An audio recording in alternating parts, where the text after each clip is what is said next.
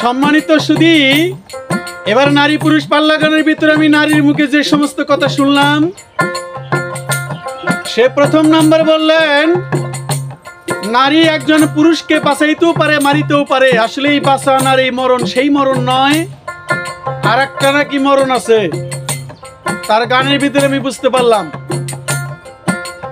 যদি খাঁটি পুরুষ হয়, সেই পুরুষ কখনো নারীর কাম নদীতে কখনো মরে না। যতই সে তাই লোহা যাক, লোহা গলতে পারে, কিন্তু পুরুষ যিনি সুপুরুষ তিনি কখনো গলবেন না, তার মাথার মণিও গইলা পড়বেন না। সেই সাধন ভজন যারা জানে তাদের কাছে তোমার মতন 10টা 50টা 100 নারীও কোনো কিছু নাই। কারণ যারা গুরুর প্রেমে যারা মরে গেছে তাদের তুমি আর কি মেরে ফেলবে। এবার একটি গান শোনো।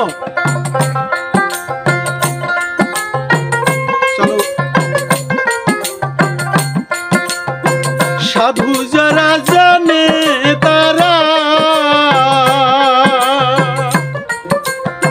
সাধু যারা জানে তারা সন্ধানে পার হইয়া যায়। প্রেম নদীতে রসের খেলা খেলবি রে যদি আয় তোরা, প্রেম নদীতে রসের খেলা খেলবি যদি আয়।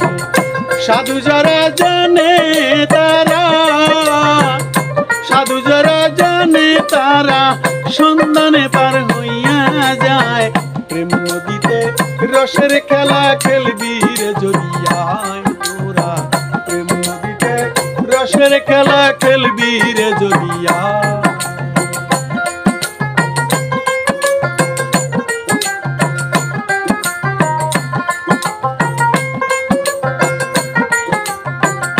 এবার রুমি সরকার গানটা মনোযোগ দিয়ে শোনো। সাধু যারা জানে তারা সন্ধানে পার হয়ে যায়, প্রেম নদীতে রসের খেলা খেলবি যদি আয়। লোহা গেলেও গইলে যায়, তুমি মাইরে ফেলবা, তুমি বাঁচাইবা, বাঁচান আমার, বাঁচা মরার মালিক তো আমার দয়াল। চান করিতে ঘাটে রে গিয়া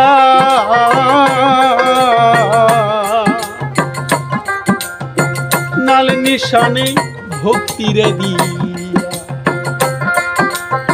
স্নান করিতে ঘাটের যাইয়া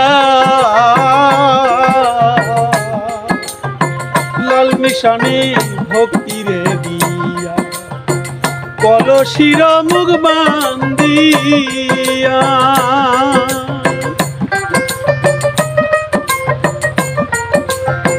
কলসির মুখ বাঁধিয়া ধ্যান রেখো মনি কোটায়, ধ্যান রেখো মনি কোঠায়।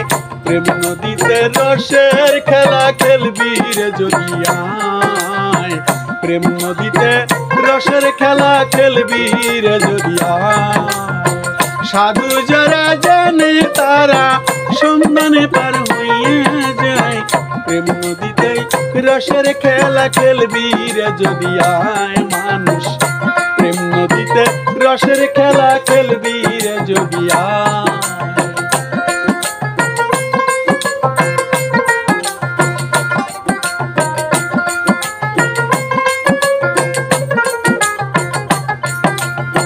কুম্ভীর একটা থাকে রে ঘাটে, নামলেই পাগল হইয়া গো ছোটে।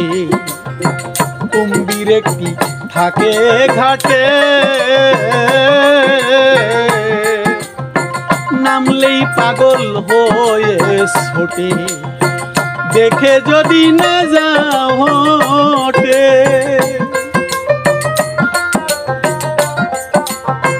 দেখে যদি না যাও হটে, সাধ্য নাই তোমায় ধরবে, সাধ্য নাই যে ধরবে তোমায়।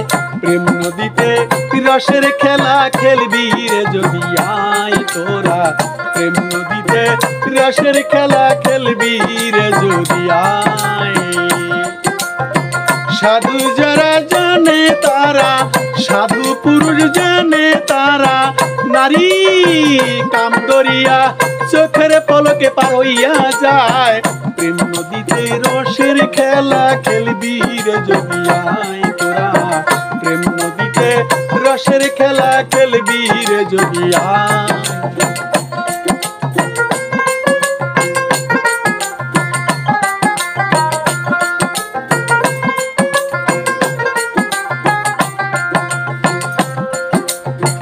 যদি ওঠে তুফান ভারী পারে ভেদে রাখবি তরি, যদি ওঠে তুফান রে ভারী পারে বেঁধে রাখবি রে তরি, গুরু ভিন্ন নাই কান্ডারি।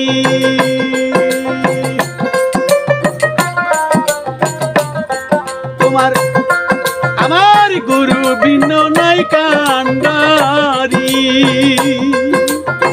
সেই নদীর জোয়ার ভাটায় প্রেম নদীতে রসের খেলা খেলবি রে যদি আয়। প্রেম নদীতে রসের খেলা খেলবি রে যদি আয়। সম্মানিত শ্রোতা মণ্ডলী,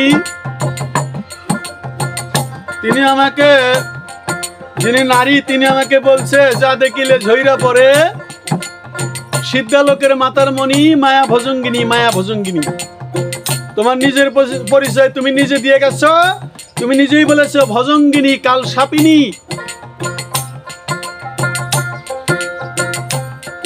এই ভজঙ্গিনী কাল সাপিনী অর্থাৎ যার কাছে গেলে পারে পুরুষ ধ্বংস হয়ে যায়, সে কতটুকু ভালো মানুষ। কারণ একটা মানুষ যদি এক জায়গায় যাওয়ার পরে যদি সেই জায়গায় মানুষটার সাধন ভজন সমস্ত কিছু ধ্বংস হয়ে যায়, তাহলে বোঝা গেল যে সে মানুষ না, সে রাক্ষসিনী অর্থাৎ ভজঙ্গিনী কাল সাপিনী। তুমি এই পরিচয় দিয়েছো, তারপরে আবার গান গেয়েছো।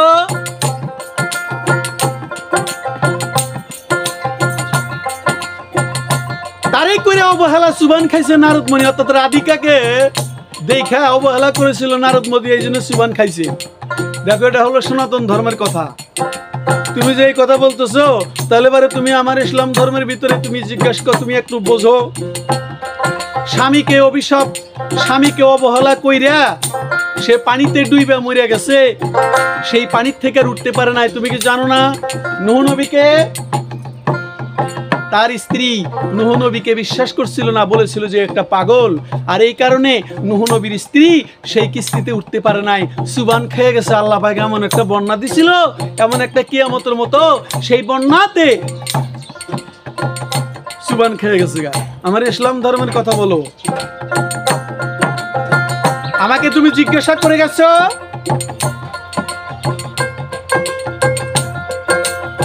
যে তোমার দেহের ভিতরে পুরুষ কোনটুক, দেহের ভিতরে পুরুষ। মেয়ে লোকের আবার বলছে মেয়ে লোকের দাঁতের হাসি, মেয়ে লোকের মুখের হাসি, দাঁতের চমকায় বিদ্যুৎ হাসি, ধরতে গেলে কাছে আসি তার ব্যথাই জিন্দেগানি, বৃথাই জিন্দেগানি। তোমার ধরতে গেলে আবার বৃথাই জিন্দেগানি যায় কেমনি? আর দাঁতে হাসি, তোমরা যদি অষ্ট হাসি দাও, এই হাসি তো একদিন জাহান্নামের মধ্যে যাইবা। শয়তানের শয়তানি হাসি দেখলিবারই তো মানুষের ইমান নষ্ট হয়, কারণ ইমান তো নষ্ট করবাই। তোমার আবার ধরতে যাবো, যারা তোমাকে ধরতে ব্যথাই জিন্দেগি বৃথাই জিন্দেগিনি যায়, তারা সেই নারীকে ধরতে যায় না, তারা তাকেই ধরতে গিয়ে বৃথাই জিন্দেগিনি শেষ করে। সে তো তুমি নারী দাবি করতে পারবা না। আমাকে জিজ্ঞাসা করে গেছে পুরুষ কোনটুক, এটা বহুত উদাহরণ দেওয়া যায়, এটা উদাহরণের কোনো শেষ নাই। তবে পুরুষের একটা চিহ্ন আছে, মেয়ে লোকের এভাবে তেলতেলা, এদিক দিয়ে সমান তেলতেলা, আর আমাদের এই জায়গায় একটা উঁচু জিনিস আছে, এটা দেখেও বোঝা যায় যে ইনি পুরুষ।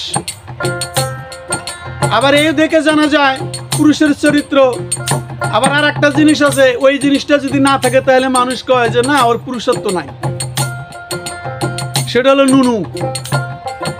এটা যদি না থাকে তাহলে লোকে কয় যে না না, ওই অমুকের সঙ্গে অমুক হলো পুরুষত্বহীন, অর্থাৎ তার পুরুষত্ব নাই। অর্থাৎ এই যে কাম যে প্রেমের যে খেলাটা যাহা হবে কাম প্রেমের মধ্য দিয়ে, সেই জিনিস না থাকলে লোকে কয় না পুরুষত্ব নাই। তাহলে এখন তুমি বোঝো গা, যা দেখাইলে এবারে মেয়ে লোক দৌড় করে তাল পায় না, সেটা হলো পুরুষের পুরুষত্ব অর্থাৎ পুরুষ।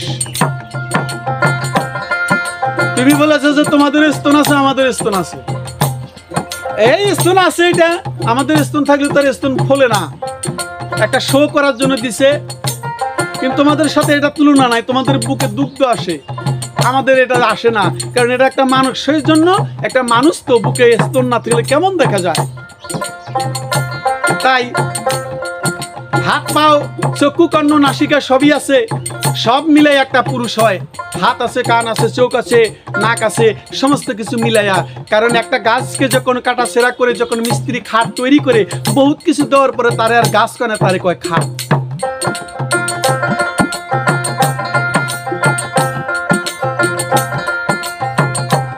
মেয়ের কাছে পড়ছে ধরা কত পুরুষ ছাগল ভেড়া, তোমার মতন হইয়া তারা দিশে হারা। এরা এরকম একটা গানের মধ্যে বলবো, যারা ছাগল তারাই ধরা পড়ে, আর পশু যারা না, চতুর্থ পর্যন্ত যা পুরুষের ভিতরে আছে তারা খাঁটি পুরুষ, সুপুরুষ না, তারা ধরা পড়তে পারে। কিন্তু সাধক পুরুষ যারা, তারা কখনোই তোমার জালে ধরা পড়বে না। মেয়ের কাছে পড়ছে ধরা কত পুরুষ ছাগল ভেড়া, হইয়া তারা দিশেহারা খাইছে গোলা পানি।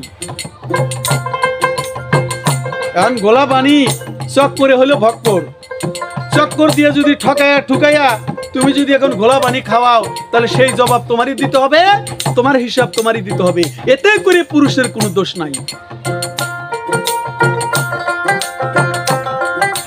আবার আমার জন্ম হয়েছে কিসে? পুরুষের জন্মটা কার মাধ্যমে? তুমি কি কইবে আমি মায়ের পেট থেকে হইছি, সেই জন্য মায়ের মাধ্যমে আমার জন্ম। মায়ের আবার জন্ম হয়েছে কার মাধ্যমে? বাবার বীজ ছাড়া কি মা হয়েছে নাকি? আর মায় কি বাপ ছাড়া হয়েছে নাকি? একজন পুরুষের দরকার আছে, তাই সেইভাবেই হয়। আর প্রথম পুরুষ হলো আদম আলাইহিস সালাম, সে কোনো মায়ের গর্ভে থেকে জন্ম নেয় নাই। কিসের? এটা আল্লাহ পাকের ক্ষমতায়, আল্লাহ পাকের প্রতিনিধিত্ব হইয়া পুরুষের জন্ম হয়েছে। প্রথম পুরুষ তিনি কিন্তু মায়ের গর্ভ থেকে হয় নাই, বরঞ্চ নারী পুরুষের বাম পাজরের হাত দিয়ে তৈরি হয়েছে, আমার অংশ। এবার আমার একটি প্রশ্ন, আমি তোমাকে জিজ্ঞাসা করতে চাই, এই তোমরা নারীদের ভিতরে, পৃথিবীতে বহুত নারী আছে, মা আছে, বোন আছে, ওরাও নারী, খালা, ফুবু, চাচি, ভাস্তি, ভাতিজি, ভাগ্নি, এরা সব নারী। তা তুমি শুধু আমাকে বলবা, এই যে তুমি যে নারী পরিচয় দিচ্ছ, আমি তোমাকে কঠিন করে জিজ্ঞাসা করব না, কারণ মেয়ে মানুষ, অত কঠিন করে প্রশ্ন করা যায় না। আচ্ছা, নারীর জীবনটা ধন্য হয় কিসে? নারীর জীবন ধন্য হইল কিসে ধন্য হয়? এক নম্বরের প্রশ্ন, কোন কারণে? আর নারীর যত বিলাসিতা, এই যে দাঁতে চমকায় বিদ্যুৎ আসি, এই যে হাসিটা, এই যে দাঁতে চমকায়, এই যে সাজগোজ করিয়া হাসি দিবা আর পুরুষের ইমান নষ্ট করবা, তোমরা তো নারী না, তোমরা হচ্ছে জম। তাই আমি জিজ্ঞাসা করি, এত সাজগোজ, এত কিছু হাসি আর তামাশা, এটা কার জন্য হয়? এটা তোমার কাছে আমার জিজ্ঞাসা। আমি ছোট্ট করে একটি প্রশ্ন করলাম।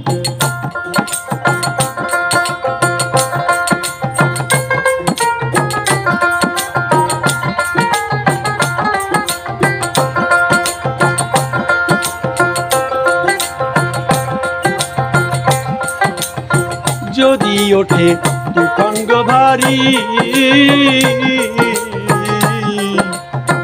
পারে বেঁধে রাখবি তোরি, গুরু ভিন্ন নাই কান্ডারি, গুরু ভিন্ন নাই কান্ডারি, সেই নদীর জোয়ার ভাটায় প্রেম নদীতে রসের খেলা খেলবি রে যদি আয় মাইয়া, প্রেম নদীতে রসের খেলা খেলবি রে যদি আয়। সাধু যারা জানে তারা, সাধু যারা জানে তারা সন্ধানে পার হইয়া যায়, প্রেম নদীতে রসের খেলা খেলবি রে যদি আয় তোরা, প্রেম নদীতে রসের খেলা খেলবি রে যদি আয়। দাঁড়াও দাঁড়াও আসরের পরে জবাব দিও, নারীর জীবন ধন্য হয় কিসে।